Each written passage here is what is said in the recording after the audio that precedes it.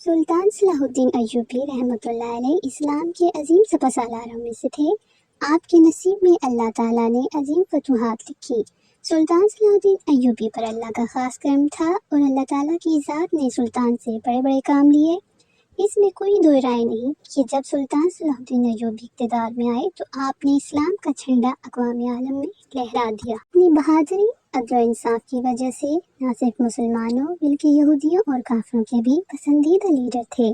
ہر دور کی طرح اس دور میں بھی کچھ ایسے لوگ تھے جن کو اسلام سے بے پناہ نفرت تھی اور وہ چاہتے تھے کہ کسی طرح اسلام اور مسلمانوں کا صفحہ ہستی سے نام و نشان تک مٹا دیا جائے۔ ایک دن سلطان اپنی عدالت میں موجود تھے کہ ایک شہزادی اپنی دو کنیزوں کے ساتھ سلطان کے سامنے حاضر ہوئی اور کہنے لگی، اے سلطان، میں نے سنا ہے کہ قرآن شریف میں ہر سوال کا جواب ہے۔ اگر آپ مجھے چند سوالوں کے جواب دے دیں تو میں مسلمان ہو جاؤں گی۔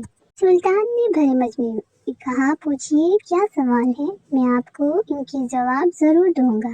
لڑکی نے سوالات کی بارش کر دی۔ وہ ایسی کون سی چیز ہے جس کو خدا نے تخلیق نہیں کیا؟ نمبر 2، وہ کون سی چیز ہے جو خدا کے علم میں نہیں؟ 3، وہ کون سی چیز ہے جو اللہ تعالیٰ کے پاس نہیں ہے؟ وہ کون سی چیز ہے جس کے سب بال ہی بال ہیں؟ کون سی چیز ہے جس کا صرف منہ ہی منہ ہے؟ وہ کون سی چیز ہے جس کے صرف پاؤں ہی پاؤں ہیں؟ وہ کون سی چیز ہے جس کی صرف آنکھیں ہی آنکھیں ہیں؟ بندہ ہے جس کا خاندان نہیں؟ وہ کون سی چیز ہے جو شکم مادر میں نہیں رہی؟ وہ کون سی بے جان چیز ہے جو سانس نہیں لیتی ہے؟ ناقوس کی آواز کے معنی کیا ہے؟ وہ کون سی چیز ہے جس نے صرف ایک مرتبہ پرواز کیا؟ وہ کون سی چیز ہے جس پر صرف ایک بار سورج چمکا؟ کون سا درخت ہے جس کے سائے کو تیز رفتار سوار 100 سال دوڑ کر بھی عبور نہیں کر سکتا؟ وہ کون سا درخت ہے جو دھوپ اور پانی کا محتاج نہیں؟ دنیا میں اس کی مثال کیا ہے؟ جنت کے برتن جس میں مختلف قسم کے کھانے ہوتے ہیں۔ جنتی لوگ ایک دوسرے سے ملتے ہیں۔ دنیا میں اس کی مثال کس طرح کی ہے؟ جنت میں سیب سے حوریں برآمد ہوں گی لیکن اس میں ذرا برکمی بھی واقع نہیں ہوتی۔ دنیا میں اس کی مثال کیا ہے؟ دنیا میں ایسی ایک شے کون سی ہے کہ دنیا میں لوگوں کے لیے ہے، آخرت میں ایک شخص کے لیے ہوگی؟ جنت کی چابیاں کیا ہیں؟ سلطان صلاح الدین ایوبی رحمۃ اللہ علیہ نے فرمایا کہ میں اپنے رب اور اپنے پیارے پیغمبر حضرت محمد صلی اللہ علیہ وسلم کی برکت سے آپ کو ان سوالات کے جواب دے رہا ہوں۔ چیز جو بال ہی بال ہے وہ ہوا ہے، وہ چیز جس کا منہ ہی منہ ہے وہ آگ ہے، وہ چیز جس کے پاؤں ہی پاؤں ہیں وہ پانی، وہ چیز جس کی صرف آنکھیں ہی آنکھیں ہیں وہ سورج ہے، وہ شخص جس کا کوئی خاندان نہیں وہ حضرت آدم علیہ السلام ہے، وہ چیز جو شکم مادر میں نہیں آئی، یعنی جو اللہ تعالیٰ کے معجزات میں سے ہیں وہ 5 ہیں۔ سلام، ماں حوا، حضرت اسماعیل علیہ کی قربانی کا دمبا، حضرت موسیٰ علیہ السلام کا عصا، حضرت صالح کی اونٹنی جسے اللہ نے ایک پہاڑ میں سے پیدا کیا تھا، وہ بے جان چیز جو سانس لیتی ہے وہ صبح ہے۔ ناقوس کی آواز کے معنی یہ ہے، حق ہے، ٹھہرو ٹھہرو، خدا عادل ہے اور وہ سچا ہے۔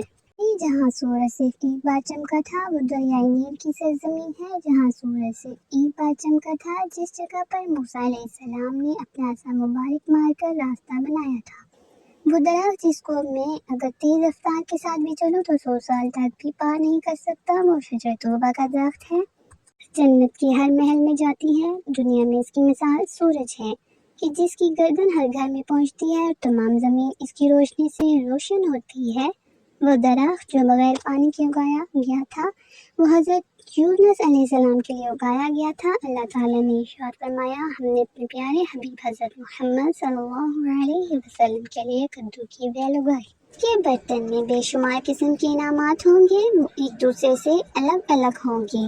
اس کی مثال ہم دنیا میں مرغی کے انڈے کی لے سکتے ہیں کہ جس میں سفید اور زرد دونوں پانی شامل ہوتے ہیں لیکن ایک دوسرے سے ملتے نہیں ہیں۔ جنت میں جو سیب عطا کیا جائے گا اس سے حور برآمد ہوگی۔ دنیا میں اس کی مثال جیسا کہ سیب سے کیڑا باہر نکلتا ہے لیکن اس میں کمی واقع نہیں ہوتی۔ وہ چیز جو دنیا میں سب کے لیے برابر ہے، چاہے وہ مومن ہو یا کافر ہو، آخرت میں وہ صرف اور صرف مومن کو عطا کی جائے گی۔ وہ کھجور ہے جسے آخرت میں صرف مومن ہی کھائے گا۔ جبکہ دنیا میں یہ مومن اور کافر دونوں یکساں کھا سکتے ہیں اور مومن اور کافر دونوں یکساں استعمال کرتے ہیں۔ جنت کی چابیاں کلمہ توحید ہے، لا الہ الا اللہ محمد رسول اللہ۔ وہ چیز جو مخلوق نہیں وہ خود خدا ہے کہ جس کو اللہ نے پیدا نہیں کیا۔ وہ چیز جس کو اللہ تعالیٰ سے کوئی تعلق نہیں، وہ یہ بات ہے کہ اللہ تعالیٰ کا فلاں بیٹا ہے، حالانکہ خدا نہ تو کوئی اولاد ہے اور نہ ہی اس کے ساتھ کوئی معبود ہے۔ خدا نہ کسی کی ہے اور نہ خدا کی کوئی اولاد ہے۔ وہ چیز جو اللہ تعالیٰ کے پاس نہیں ہے وہ ظلم ہے۔ اللہ تعالیٰ کا فرمان ہے کہ خدا اپنے بندوں پر کبھی ظلم نہیں کرتا۔ یہ سن کر سارے مجمع میں نعروں کی آواز گونج اٹھی۔ سلطان صلاح الدین ایوبی رحمۃ اللہ علیہ نے فرمایا، ان سوالات کے جواب صرف اور صرف خاندان رسول صلی اللہ علیہ وسلم سے ہی مل سکتی ہیں۔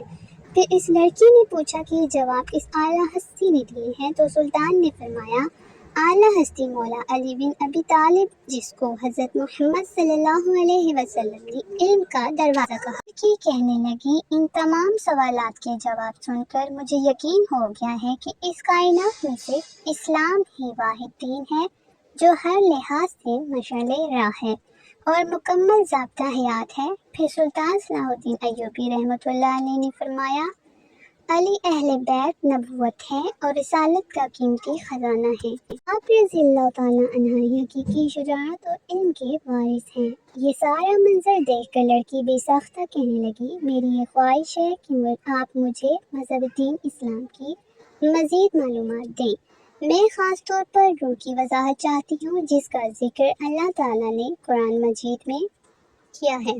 اے نبی، لوگ روح کے بارے میں تجھ سے پوچھتے ہیں تو انہیں بتا دو کہ روح میں پروردگار کا امر ہے۔ یہ روح کیا چیز ہے؟ تو سلطان نے فرمایا، مولا علی شیر خدا نے ایک روحانی نقطہ ہے اور ایک غیر مرئی مخلوق ہے جس کو اللہ تعالیٰ نے اپنی قدرت کاملہ سے پیدا فرمایا ہے اور اپنے خاص خزانے سے نکال کر اپنی ملکیت میں رکھا ہوا ہے۔